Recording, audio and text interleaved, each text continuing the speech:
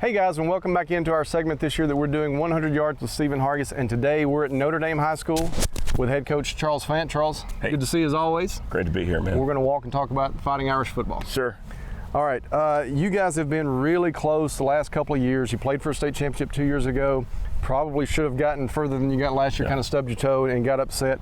What does it take? You've got a lot of experience, a lot of big game experience. So what does it take for you guys this year to get over that hump? You've already been ranked number one in the state at some point, so a lot of expectations here. Well, for us, it's all been about our details, about our program. And, this year we're down in numbers. We dressed 36 guys last week against 5A Power Corbin and Corbin High School in Kentucky. And, it's all about conditioning. And for us, I think is we're being smart as coaches on how we're rotating kids in, and we're trying new ways and new combinations and things. And so I think once we get that all figured out, we're going to be just fine. And to get over that hump is really about doing the basics for us. And I think that's one of the special things we've always done here is we've always done the basics, the techniques, and the things really well. So. How much does it help? It's still 90 degrees out here right now as we're doing this, especially for the big guys, especially when you have so many guys that go both ways. Yeah. When it starts to cool off, we get into October, the temperatures are a little more manageable for you guys. Yeah. How much does that help you when you start going through that gauntlet into the playoffs? Right. Okay, now depth maybe not as much of a problem because the guys shouldn't wear out as much. Are you looking forward to the little cooler temperatures? Well, there's no doubt, especially again, our numbers will scream for that. We can't wait for those days. And but we're doing what we need to do now with the pickled juices and the mustards and the drinking a gallon of water every day and all those things just to keep off the cramps. And but yeah, when those cooler times come and we really do see, we actually change how we play. We usually play faster. Offensively right now, I wanted to play up tempo and things, but just with our numbers and the heat, I just can't yet. But that's all going to be a part of what we do. It's been a huge part of how we train this summer, and I think when it gets cooler, we'll be able to do those things. Yeah. Now, you mentioned playing Corbin, Kentucky last week, a 5A Power in Kentucky. One of the things I've always admired about you, you're non-region schedule. You're not afraid to schedule up and play some of these guys. Yeah. What is it about that you like? It can carry over whether it's the rest of the regular season in the region or into the playoffs. When you play a tough team like that, how it prepares you for that playoff run that you guys want to be on? We got great film on the things we did not do well. And sometimes you're clicking and you're playing some of these teams and things are going well, and a lot of the missed blocks or the wrong steps or the poor technique doesn't really show. Against a team like Corbin, we're winning at halftime 14-19. We're winning mid third quarter 17-16, and we're trying to figure out ways to move the ball, figuring out ways to stop them. But they had 90 players. Their state runners up last year, and they'll probably threaten again. And it's one of those things where our kids just kept fighting. And when the game was over, I talked to the coach, and the coach talked about how it was a war and how we gave them everything that they could imagine. And so that was exciting for me to get that from the other side. But we carried that on. We found so many different things we needed to do better that was exposed, and now we're going to fix those things. So now we're not seeing those things for the very first time in the second round of the playoffs or in the semifinal game. And so that's always going to be a thing that I always will do while I'm here, is really play a team that's going to be extreme challenge. Now we want to play well, and I thought we played great against Corbin High School, and it was a great facility. Great. It was one of those football towns. We were walking across the bridge, and there was the dads were screaming things at us. It was awesome. It was a great experience for our kids, and it was a big game mentality. It felt feeling there. So as if you didn't already have the playoff experience. Now this group, anybody who didn't have it, kind of has that playoff experience of playing in an atmosphere like that. I've always wondered, teams, there's a difference if you can make your schedule where you go 10-0, load up on cupcakes if you're a talented team, and then the playoffs at some point you haven't been tested. That's it. It's going to be tough. Yeah. So that's what I was saying about you guys. Always schedule up, so you've been tested already right out of the box. The areas that you mentioned have been exposed, what you need to work on, where you need to get better, so that when you're in your region, you got a tough region. When you're in those games in the playoffs, you guys have seen it. Well, the good thing is this week, you know, and the thing about Corbin game, we got beat up a little bit. You know, I mean, it was a war, and that's what happens. I mean, kids when they're playing hard, and you know, you're going to get dinged up if you're either injured or you're hurt. And we got some kids who are hurting, and so because of that, this is giving us it's just a beautiful opportunity to really train some other guys up. Right. This is our time right now. So our freshmen and our sophomores that hadn't been really playing, that's been more of our third team, are right now kind of our second teamers. So they're getting so many more reps than they hadn't been before. So once again, it's not only is it that we're getting that playoff type feel or experience, it's that our younger kids now get a chance to be a part of the equation.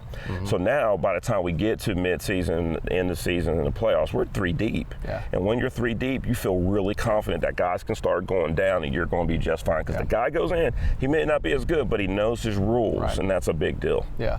You've got a kid, Jeffrey Watkins. Yeah. He's kind of waited his turn. He's been, you know, a backup, really good backup, but behind some really talented guys in front of him since about his freshman year, I think. Yeah. Now he's the guy. He's the guy. Talk about him and just how much you respect it, the way he's going about his business through his career, and now he has his chance to be in the spotlight and what he's able to do. I'll tell you what, he's a warrior. I mean, first game he ran the ball for 22 carries. The second game it was 23 carries. So in 2 games, 45 times he's touched the football.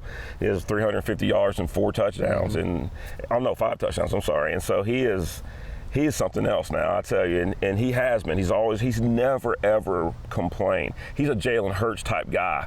You know, he's there, a part of that really good program, has success, even though other guys are coming in. But he keeps every single day. He rings the bell, man. He comes in, he's going to ring the bell, and so those are the kind of guys you just get really excited when now it is their turn. Right. Man, he's taking every bit of it. And I mean, he's a guy, we know he's got speed. He's a track guy. He's got speed, but he's also, to be as compact as he is, he can pack a load. I mean, you talked about running over a guy last week. Absolutely. He loves the power game, too. Well, you know, the thing is with Jeffrey is that, you know, and I think it's how we developed our running game. You know, we have a thing called the grid system, and based on what we ask you to do carrying the football, if you don't do it, you come out the game. Well, you don't take Jeff out the game because Jeff's going to do exactly what you tell him.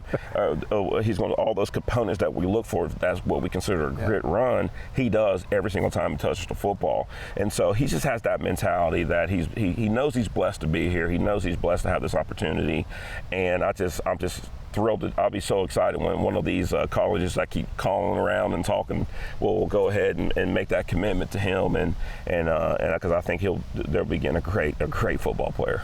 Now, besides him, you know, one of the literally the big reason you guys are a favorite to play for a state championship, possibly up front on both sides of the ball. You guys have got a lot of experience and a lot of size up there. Yeah. Talk about some other kids besides Jeffrey, and I know it starts up front. I tell you what, Jacob Brigman. I mean, he just got his first FCS offer yesterday for Butler, and we're just so excited for him. And he's another one of those kids that he's actually started. I think he started from the very first day he walked in here.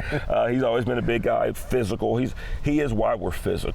The way he practices, and he finishes blocks. He finishes all the time, and that becomes infectious. And Jacob is such a leader at that line, and then he's been blessed to have a kid who's a junior named Maverick Tucker, who Maverick's brilliant. I mean, he's going to probably be an Ivy League kid for me at 6'3", 290. You know, and he's a brilliant kid, and listen to him and Jacob talk about what's happening up front, and they communicate well together because they're side by side, and they're literally telling everybody up and down the line what's going on and what's happening. And so when you look at those two guys, it's awesome to have them. And then you turn around on the defense side of the ball, they both do the same thing over there.